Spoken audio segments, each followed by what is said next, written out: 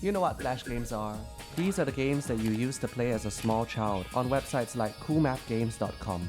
Games like Balloons Tower Defense, Papa's Pizzeria, or Red Ball. But there's a whole different side of flash games that you don't know about. These are the games that very few people played, and even fewer still remember to this day. Are any of these games even worth playing, or are they all garbage that deserves to be forgotten? Today I'm taking a trip into the flash game abyss to see what I can find, and by the end of the video, I want to try and find a game that deserves to be remembered along the flash game greats. Let's go. Although Flash has been discontinued, there are still a few ways to play Flash games in the big 2026. One way is using Ruffle, which is a Flash player emulator, and another is Flashpoint Archive, which is a software that you can download that has preserved 170,000 Flash games. That's where I started my search. The first game I played was also the first game I saw on Flashpoint, which was !! Where you have to collect the red dots and avoid the purple dots. The dots move faster and faster until you die, and the goal of the game is to get the highest possible score. My final score was a respectable 25,654. It's alright. If I was 12 and I had a friend, maybe it would be more fun. C tier.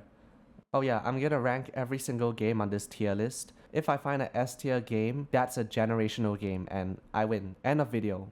Next I played ! Fish ! Which I thought was the sequel to !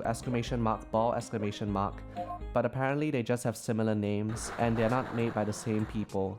But they might as well have been because this was very similar to the ball game. In this one, you're a fish and you have to eat smaller fish to grow bigger and not get eaten by bigger fish until you die and get a high score. It's alright. C tier. After these two games, I developed the strategy of scrolling through every single Flash game ever made and playing whatever looked interesting. Pretty soon, I realized that almost every single Flash game is like the previous two I played, which are shots and sweets arcade games that you play once and like never again. Unless you're 12 and you have friends. But I did find some strange games, such as Salad Fingers Lust for Rust, which is an official game based off the iconic and disturbing YouTube animation series Salad Fingers. Feeling incomplete. In it, you play as this young green man who must move side to side to collect good things like rusty spoons, kettles, and tapes, while avoiding bad things like bear traps, nails, and little boys. When you collect a good thing, he moans. It's very uncomfortable. C tier. I found out that there's another Salad Fingers game that's more fleshed out called Salad Fingers Where's May Gone? It sounds interesting, but it's not a Flash game, so I didn't play it. After a long while of playing similar games, I found a gold mine. Officially licensed movie games. Apparently, this was a thing that they did in the past, which is to make a bunch of Flash games just to promote movies. I hate him! I hate this rat! Dude, there were hundreds of these. There were E.T. games, Johnny English games, Fast and Furious games. There was way too many to play in one lifetime. So I set my sights on the only movie I own a physical copy of. Paul Blart. There were 3 official Paul Blart games on Flashpoint. Feel the burn, baby. The first was written entirely in Kazakh, and it's mostly a promotional website where you can travel to different parts of the mall and view stuff like movie clips, pictures, and the synopsis. There was a part where I could download exclusive screensavers, which was pretty cool. And by the way, if you don't know what Paul Blart is, it's a movie about this mall cop named Paul Blart, and he is really dumb and also really fat. That's just what the movie is. Anyways, I was really here for the games section, which had 2 games. The first was basically Pac-Man, B tier, and the second game was horrendous. In that game, I had to race through the mall to the finish line as fast as possible while dodging obstacles like this bald skateboarding guy. The thing about this game is that there was 0 depth in the game, like literally field of view depth. It was like a flat image, so I couldn't tell where anything was, and it's impossible not to bump into things. It also gave me motion sickness. D tier. So that was the first Paul Blart game. The second Paul Blart game was just called Paul Blart Mall Cop, and it was actually pretty fun. It was a 3D game where I had to patrol different sections of the mall on my iconic Paul scooter, turning off alarms and catching criminals to get points. There's 3 levels and you progress through these levels when you get enough points. The first is a normal day level, the second is a night level, and the third one is a rush hour level with lots of old men in wheelchairs to block your way. This game is just very polished. The movement is smooth, you can get skilled at drifting at tight corners, the criminals are fun to catch, they're very fidgety. It's just a great, fun quality game, it just has good bones. I'm giving this an A tier. I think it's the best game I've discovered so far in terms of quality. But in terms of being the most interesting game, is it the most interesting? Nah, it is not. Come on, it's a corporate movie game. Not that those can't be good, but the concepts in this game are also they're not the most original thing ever. If it deserves its status as a flash game GOAT, it needs that spark, that swag in it, which it just doesn't have. But it was a good game. Unfortunately, just like the actual movie, they really dropped the ball on its sequel, which is just like a low quality minion run, or actually Subway Surfers would be a better comparison, where you just dodge low quality PNGs of dustbins for 2 minutes. D tier. After my journey around Paul Island, I went back to my previous tactic of doom scrolling flash games, and I found a couple of little interesting hidden little gems. The first interesting little game I gotta talk about is Pumkin World, which might actually be the most famous game of the bunch because of this one meme video that has like 20 million views, where the iconic Pumpkin orders a meal at the diner. Which is actually in the game, but the meme video was edited a little bit. Give me the... I think the main thing about this game is how strange the art style is. Especially the animals in this farmer minigame, where Farmer Pumpkin DJs and you have to click on the correct animal when he shouts them out. Tell me these animals don't look strange. We also have the music minigame, where you have to click the correct sequence of numbers to play the piano, and these identical pumpkins stand up and start clapping. It's so weird. And of course, we have the iconic Hungry Pumpkin, who eats the whole pepper shaker and leaves. Give me the pepper. That was fantastic. I'll be back in 10 minutes. Hot dog, French water, French soda, French coffee. But low-key though, this may be the strat. Like, think about it, you gotta make stuff memorable for small children. Are they gonna remember the generic educational school classroom game, or are they gonna remember Hungry Pumpkin World? Like, a child's gonna play this and grow up, and he's gonna play the piano and he's be like, I know how to play this from Hungry Pumpkin. It's a piano. B tier. Another game that I have to mention is Illegal Hunting, which, by the way, content warning right now for like disturbing looking things and blood and stuff.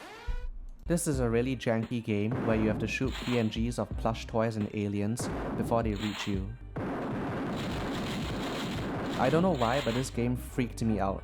Like, usually I'm completely desensitized by horror media and spooky stuff, but the way that these creatures move directly towards my face with the insane gore just gets to me. Especially this boss fight, it goes way too far because it has this image of a guy with his mouth open way too wide, and it looks so fake, but also looks completely real, like a dead body. This whole game feels like an illegal video. It's horrendous. C tier.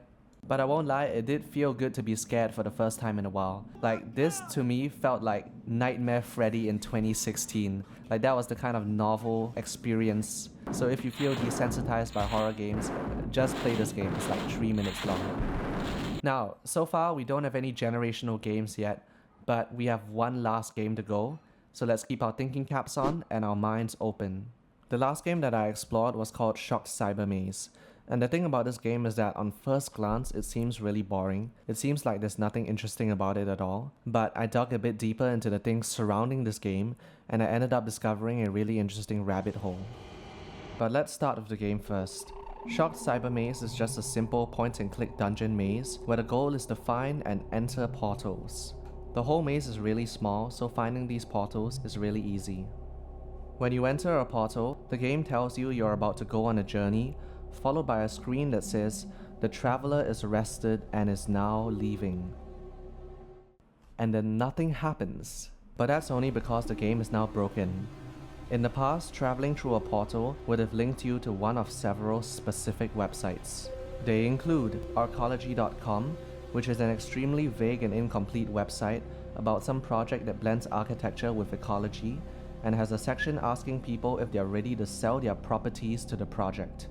We also have harshwind.com, a World of Warcraft blog, Astronomy 101, an astronomy blog, and clownsarebad.com, an evil clown blog that lists down every single evil clown, including John Wayne Gacy, the Joker, and Ronald McDonald. Those are just some of the few websites that you will be linked to. On Flashpoint Archive, the description of Shock Cybermaze includes a link to a website called cybermaze.com, which is a hub that links to all these websites and many more. Websites like nuclearactive.com, a nuclear industry and radioactive science blog, drgrouchy.com, a blog where the infamous Dr. Grouchy complains about things like luggage bags with wheels, because they are gay and bad. This also shows just how old these websites are, like these Dr. Grouchy posts were made just after the invention of the wheel. We also have Null Session, a Polish cybersecurity blog, and a bunch of other now defunct websites with names like eModels1 and Cross Village Brew. At first, all these websites appear to be completely random, like what could possibly connect them and make sense for them to all be in some obscure maze game? The answer lies in one of the websites linked in the cyber maze, ppsa.com. When I first checked it out, it appeared to be another random blog, with the latest post being A Winter's Night in Huntin from 2008.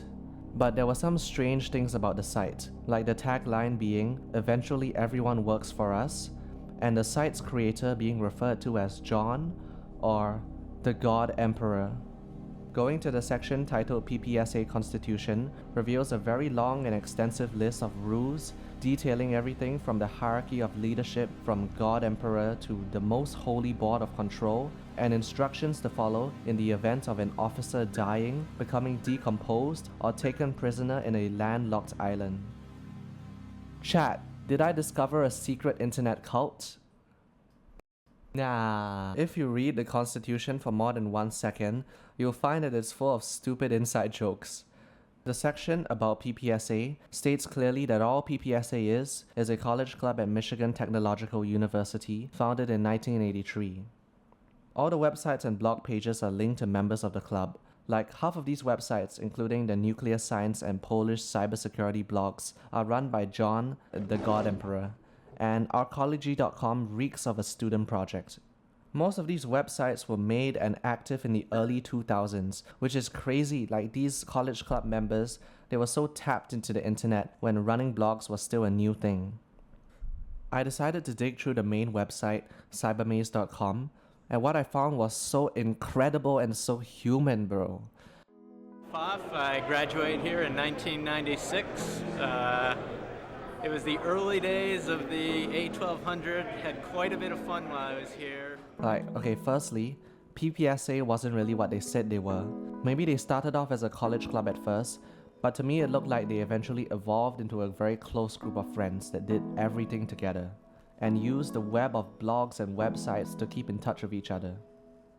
They made an online magazine with the first issue dating back to 1986, but they only started archiving from the third issue onwards.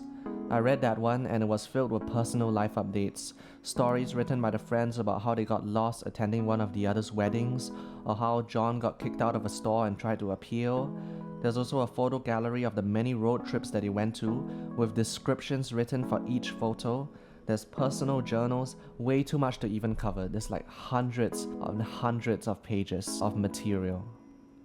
I can't believe how long that they kept this up for. Like, take for example the road trips that they went to. They went to places like Tokyo and China, and the last trip that they went to, at least the last trip that's on the site, is in 2002. That's 16 years after they graduated university. And I'm guessing the year they graduated is around the same year they uploaded their first online magazine, because they probably needed the magazine to keep in touch with each other. Most of these blogs and websites were continuously being updated until 2008. That's 22 years after they graduated. I can't imagine having the same group of friends for 22 years. That's insane. I thought I was looking into an interesting Flash game, but what I found instead was a time capsule that brings you into this group of people and the amazing special friendship that they shared. It shows you everything that they did as it happened, their thoughts on it, the places that they went to, photos even. It's like a legacy of a friendship through websites. Only 2 websites from the Cyber Maze are still updated to this day, nuclearactive.com and Null Session.